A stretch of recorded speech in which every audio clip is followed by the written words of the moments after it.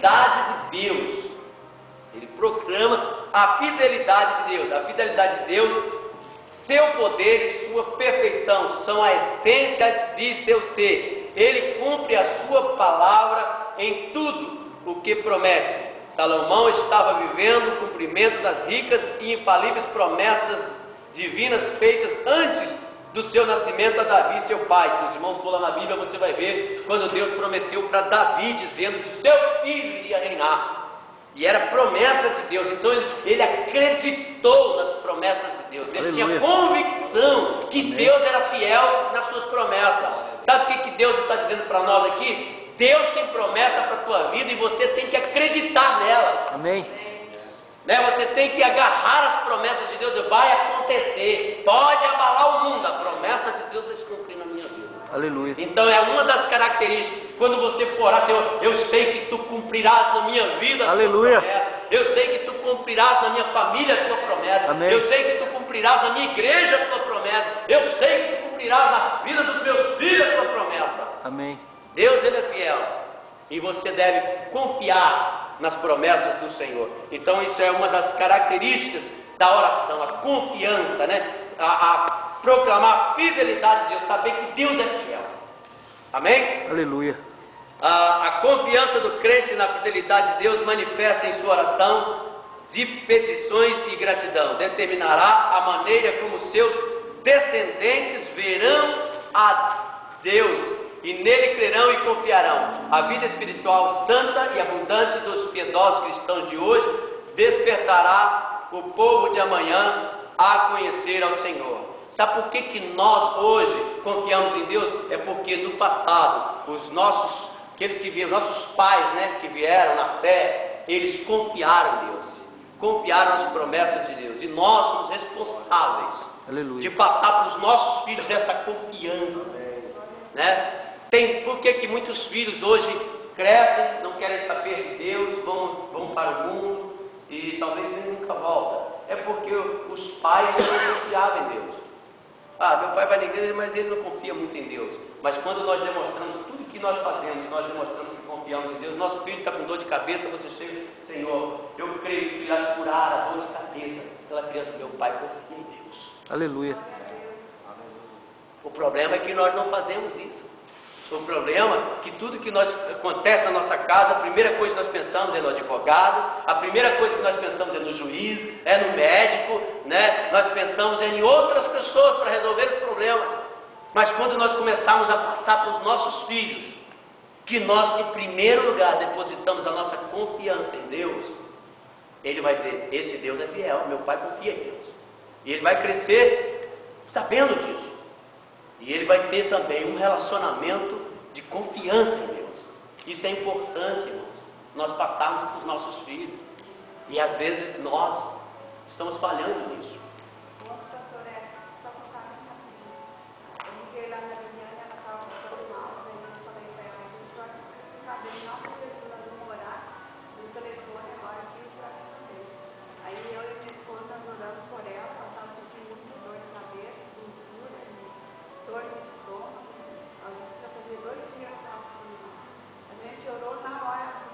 Aleluia. Amém. Então só a confiança em Deus, e isso, irmãos, você passando isso para os seus filhos, ele vai passar para os seus netos. E isso é promessa de Deus. E o que nós falamos é verdade. Amém. É uma grande verdade. E nós temos que passar isso para os nossos filhos, porque isso é bênção do Senhor. Amém? Terceira característica, Salomão era sensível ao bem-estar de seu povo. Então a oração feita por Salomão demonstra o seu amor e sua preocupação pelas necessidades sociais e espirituais do povo e o ministério de intercessão da benevolência. Olha, irmãos, é aquilo que eu falei no início aqui. É aquilo que eu falei. Muitas pessoas, eles estão mais preocupados com eles mesmos do que com o povo, Então quando nós vamos orar, em primeiro lugar nós temos que engrandecer, louvar e adorar o Criador. Em segundo lugar, nós cremos que Deus é fiel. E em terceiro lugar, nós temos que orar pelo próximo. porque isso é bíblico, orar uns pelos outros. Eu oro por você, você ora por mim. Se você não tem por quem orar, ora pelo seu vizinho. Se você não tem por quem orar, ora pela sua nação. Seja um intercessor. E quando nós intercedemos, irmãos, quando nós intercedemos crendo, Deus interfere. Aleluia. Tem um versículo na Bíblia que eu quero ler para os irmãos. Eu não posso deixar de ler esse versículo. Que está no livro de Ezequiel, capítulo 22, versículo 30, diz assim: olha, e busquei dentre eles um homem que estivesse tampando o muro e estivesse na brecha perante mim por esta terra, para que eu não a destruísse, mas a ninguém achei. Entenderam o versículo? Ezequiel capítulo 22, versículo 30. Vou ler de novo. E busquei dentre eles um homem que estivesse tampando o muro e estivesse na brecha perante mim por esta terra, para que eu não a destruísse, mas a ninguém achei. Sabe, irmãos, quantas pessoas que são destruídas? Sabe quantas vidas são destruídas porque não houve uma pessoa para ser intercessor por aquela vida? Sabia disso? A palavra de Deus está dizendo ali que eu procurei um homem sequer para estar na brecha. Uma pessoa. Não era vontade de Deus destruir, mas era necessário que houvesse um intercessor.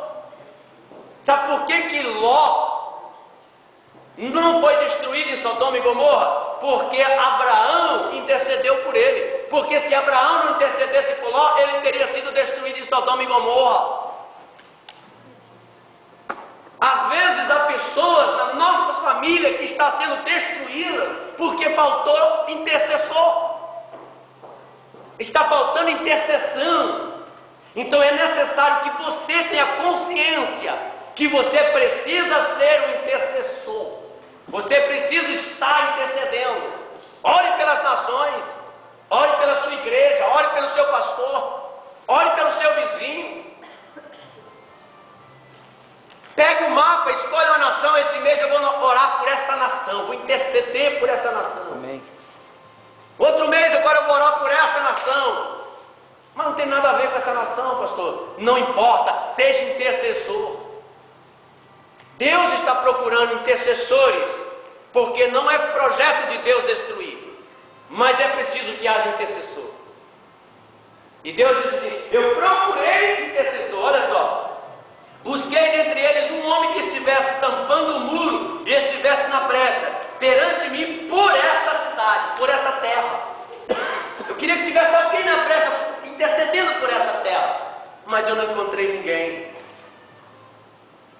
Para que eu não a destruísse, mas eu não encontrei ninguém. Deus não queria destruir. Tem vidas sendo destruídas, e Deus não é projeto de Deus que aquela vida seja destruída, mas não há intercessor por ele. Seja um intercessor. Levante como intercessor. Tire um tempo no seu dia para hoje eu vou interceder. Vou tirar alguns minutos, horas, quanto tempo que você puder para ser um intercessor. E Deus vai mudar a circunstância porque você tomou a atitude de um intercessor. Amém. Amém? Amém. A oração intercessória. Prometo que eu só vou ler agora, porque não dá mais tempo. No Antigo Testamento, nós vamos ver alguns exemplos. Salomão demonstrou a mesma sensibilidade espiritual vista em Abraão, quando intercedeu diante de Deus antes da destruição de Sodoma e Gomorra. O mesmo sentimento teve Moisés, concernente ao povo de Deus escravizado no Egito. Ele não só orava, mas também sofria pelo povo. Em angústia suplicava por socorro ao Senhor, que ele respondia. São exemplos de homens do Antigo Testamento que eram intercessores, intercedia pelo seu povo. No período interbíblico, os irmãos sabem que é o interbíblico, né? Aquele entre o Velho e o Novo Testamento, que foi chamado período que Deus não falou na terra, o Espírito de Deus não estava aqui falando através dos profetas, que foi aproximadamente 400 anos. Significa entre a Bíblia, ou seja, período entre o Antigo e o Novo Testamento. Sabemos que nesse período não houve nenhuma revelação